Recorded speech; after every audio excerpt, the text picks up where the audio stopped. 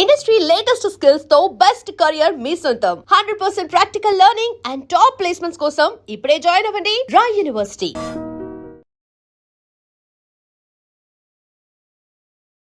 Hi hello నమస్తే welcome back to iDream media. ఒక job చేసే పర్సన్ ఎవరైతే హైదరాబాద్లో ఉంటారో వాళ్ళు ఎగ్జాంపుల్ ఒక 10,000 రూపీస్ ఎస్ఐపి మంత్లీ చేసినట్లయితే, సంవత్సరంలో 5 లక్షల రూపాయలు లంసమ్ కూడా చేసినట్లయితే వాళ్ళ గోల్ ఎంతవరకు రీచ్ అవ్వచ్చు అనే ఒక కేస్ స్టడీ ఈరోజు మనం తెలుసుకోబోతున్నాం. ఇలా నిజంగా చేసిన పర్సన్ గురించి మనం ఈరోజు తెలుసుకోబోతున్నాము. సో ఈ విషయం మనం ఫైనాన్షియల్ ప్రొఫెషనల్ అయిన గిరిబాబు గారి ద్వారా తెలుసుకుందాం ఏం జరిగింది అనేది.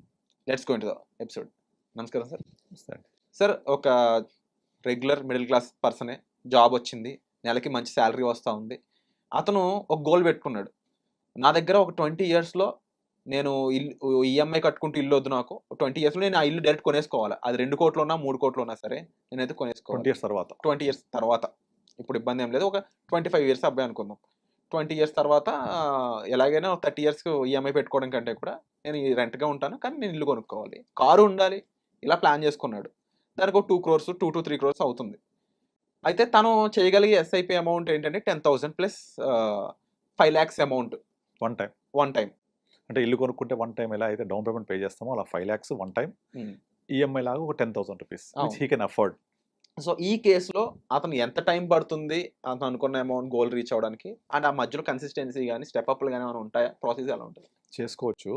ఇప్పుడు నార్మల్గా ఒక చిన్న ఎంప్లాయీ 10,000 శాలరీ అంటే 10,000 సేవ్ చేయగలుగుతున్నారు అంటే అతని శాలరీ మాక్సిమం ఒక 35,000-40,000 మించి ఉండదు.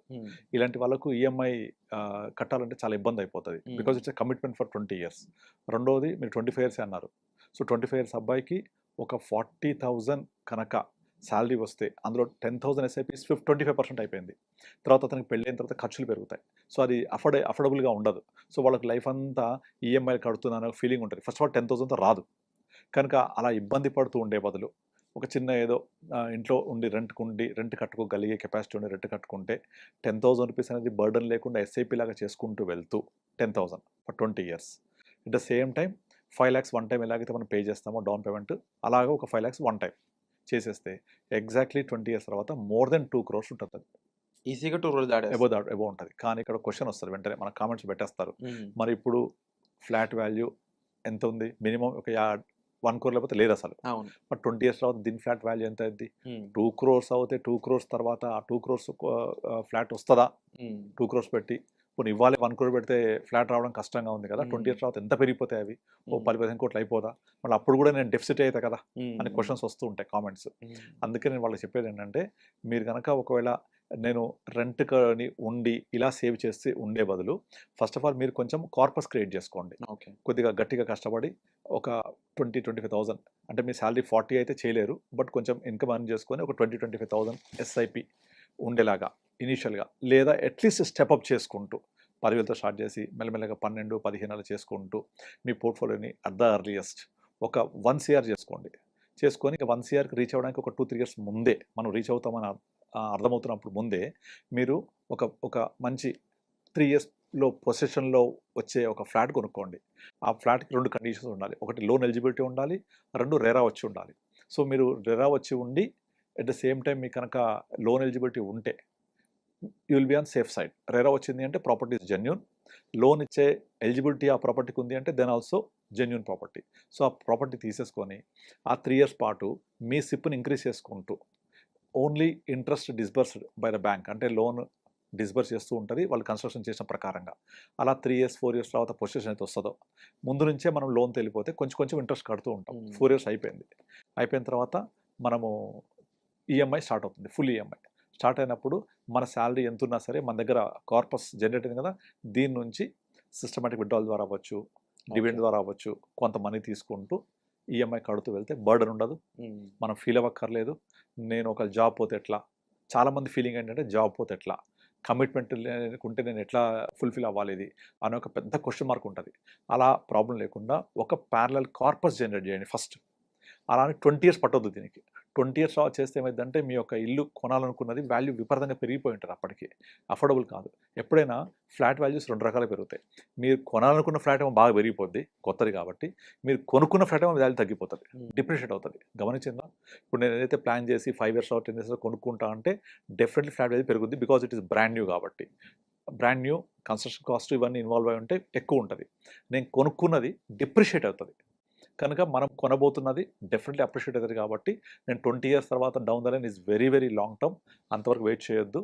మీరు అన్నట్టుగా మనం ఒక 8-7 ఇయర్స్లోనే పర్చేసింగ్ ప్రాసెస్ స్టార్ట్ చేసేయాలి. ఇక్కడ నుంచి 10 ఇయర్స్ తర్వాత మీ ఈఎంఐ స్టార్ట్ అయిపోవాలి, అంటే హాఫ్ పీరియడ్ తగ్గిపోవాలి. అండ్ మీరు దానికోసం ఇక్కడ నుంచి కనీసం 5-6 ఇయర్స్ డెడికేటెడ్గా ఒక మంచి ఎస్ఐపి చేయాలి. డౌన్ పేమెంట్ చేసినా అనుకుని కొంత లంసమ్ అమౌంట్ పెట్టుకొని ఒక 6-7 ఇయర్స్ తర్వాత ఇమీడియట్లీ 4 ఇయర్స్ పొజిషన్ ఫ్లాట్ తీసేసుకొని దాని తాలూకా ఈఎంఐ బ్యాంకర్ ఏదైతే లోన్ రిలీజ్ చేస్తూ ఉంటాడో కన్స్ట్రక్షన్ ప్రకారంగా మనం ఈఎంఐ కడుతూ ఉంటాం. సో మన ఒక డిస్బర్స్ అమౌంట్ తక్కువ ఉంటుంది, మేజర్ అమౌంట్ అంతా ఇన్వెస్ట్మెంట్కి వెళ్ళి ఉంటుంది 10 ఏళ్ల తర్వాత ఆర్ 8-9 సంవత్సరాల తర్వాత. లేదా ఇంకొంచెం ఎక్కువ ఇన్కమ్ ఉంటే ఈ ప్రాసెస్ ఇంకా ముందుకు తేవాలి. ఒక 2-3 ఇయర్స్ తర్వాత సిప్ స్టార్ట్ చేసుకొని 3-4 ఇయర్స్ తర్వాతే. నేను చేశాను అలా 2-3 క్లయింట్స్కి. వాళ్ళకి ఆల్రెడీ స్టార్ట్ అయిన 2 ఇయర్స్కే వాళ్ళకి నచ్చిన ప్లేస్లో రెరా అప్రూవల్ ఉన్నది, బ్యాంక్ ఎలిజిబిలిటీ ఉన్నది, మీరు వెళ్ళిపోయి 4 ఇయర్స్ పొజిషన్ టైం చూసుకొని తీసేసుకోండి.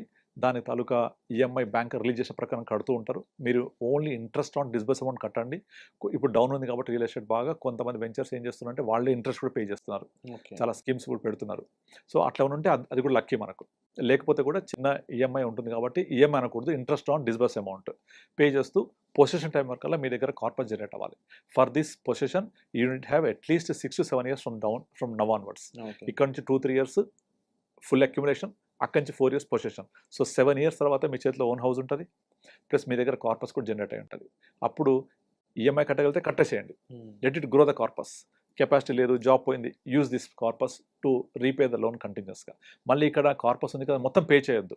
సో పే చేస్తే మీ రిటైర్మెంట్ కార్పస్ కూడా డిస్టర్బ్ అయిపోతుంది. దీన్ని రిటైర్మెంట్ కార్పస్ లాగా అనుకొని మీరు ఆల్రెడీ ఏదైతే ఈఎంఐ స్టార్ట్ అవుతుందో కట్టగలిగితే కట్టాలి, కట్టలేకపోతే దీని నుంచే తీసుకుంటూ ఈఎంఐ కడుతుంటే బర్డన్ కూడా ఉండదు.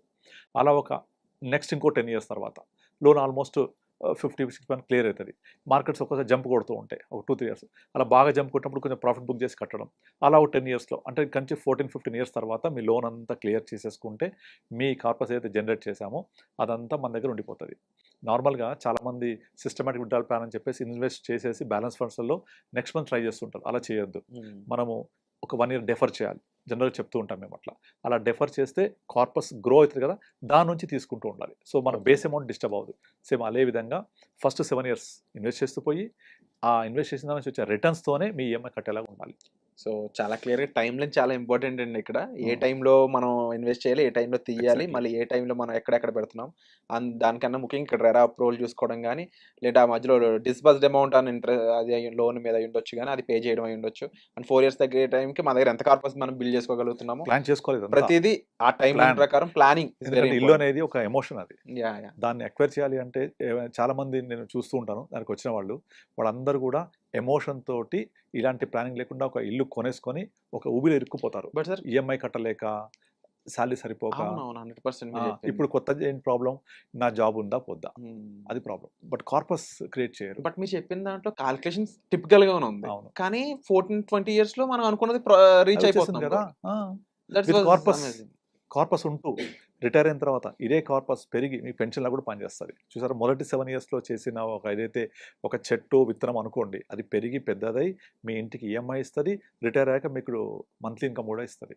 Wonderful sir. అండ్ నిజంగా ఇక్కడ మేజర్గా సీనియర్ ప్రొఫెషనల్స్తో ఉన్న ఒక బెనిఫిట్ ఏంటంటే they saw lot of market rises and ups and downs అనమాట.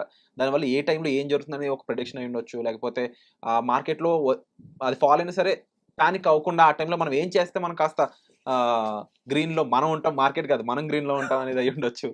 ఇవన్నీ అంచనాలు చాలా చాలా ఇంపార్టెంట్. ఇప్పుడు సార్ చెప్పిన విషయంలో కూడా ఈ కేస్ స్టడీలో ముఖ్యంగా చూసుకున్నట్లయితే అతను end of the day goal ఏంటంటే ఒక ఇల్లు ఒక కార్ అనుకున్నట్లయితే అది రీచ్ అవ్వడానికి సార్ చెప్పిన విధంగా ఆ calculation part is very important. ఏ టైంలో ఏం చేయాలి, కార్పస్ ఆ 4 ఇయర్స్ ఎంత వరకు మనం బిల్డ్ చేసుకోగలం, తర్వాత లోన్ తీసుకునే విధానం అయి ఉండొచ్చు, అది కట్టే విధానం అయి ఉండొచ్చు, ఆ టైంకి మనం ఇన్వెస్ట్మెంట్ కూడా పాడవకుండా జాగ్రత్తగా చేసుకునే విధానం అయి ఉండొచ్చు, with your salary along with your salary. So ఇది జరగాలి అంటే విత్ ప్రొఫెషనల్స్ మనకి ఈజీ ఉంటుంది, స్కోప్ అనేది ఉంటుంది. ఎందుకంటే ఈ ప్రాసెస్ ఏవైతే ఉన్నాయో ఇవి యాక్చువల్గా ప్రూవెన్ థీరీస్ ఇవన్నీ కూడా. ఆల్రెడీ దీని మీద కేస్ స్టడీస్ ఆల్రెడీ వర్కౌట్ అయ్యి నిజంగా అలా సక్సెస్ఫుల్గా కొనుక్కున్న వాళ్ళు ఉన్నారు అని చెప్పేసి, కేస్ స్టడీస్ ఉన్నాయని చెప్పేసి మనకి ప్రొఫెషనల్స్ చెప్తా ఉన్నారు. అండ్ డెఫినెట్లీ ఇలాంటి గ్రేట్ థింగ్స్ మనం నిజంగా అచీవ్ చేయగలము. ఓన్లీ థింగ్ ఆ పేషెన్స్, ఆ కన్సిస్టెన్సీ అనేది వెరీ వెరీ ఇంపార్టెంట్ ఇన్వెస్ట్మెంట్ సంబంధించి. అండ్ ఇలాంటి ఇన్వెస్ట్మెంట్స్ చేయాలనుకున్నప్పుడు guidance is much more important. ఇక ఈ ఎపిసోడ్ ఎలా అనిపించిందో తప్పకుండా కామెంట్ సెక్షన్లో మెన్షన్ చేయండి. మీకు ఇలాంటి ఒక ప్లాన్ ఉందా, ఒక 20 yearsలో ఒక సెటన్ ప్లేస్కి రీచ్ అవ్వాలనుకున్నట్లయితే ఈ ఫైనాన్షియల్ ప్లానింగ్ చేసుకోవడం మాత్రం మర్చిపోవద్దు. అండ్ ఈ ఎపిసోడ్ ఎలా అనిపించిందో తప్పకుండా కామెంట్ సెక్షన్లో మెన్షన్ చేయండి. Thank you so much. Thank you అండి. And for more videos, Please subscribe to iDream. Please subscribe to iDream. Please subscribe iDream. And please subscribe to iDream. For more videos, subscribe to iDream. please like, share and subscribe to the channel. Congratulations, iDream. subscribe to iDream. Subscribe to iDream. So subscribe to iDream Media. iDream की iDream team अंदर की huge congratulations. Please subscribe iDream Media. Please subscribe to iDream. Subscribe iDream. Please subscribe to iDream.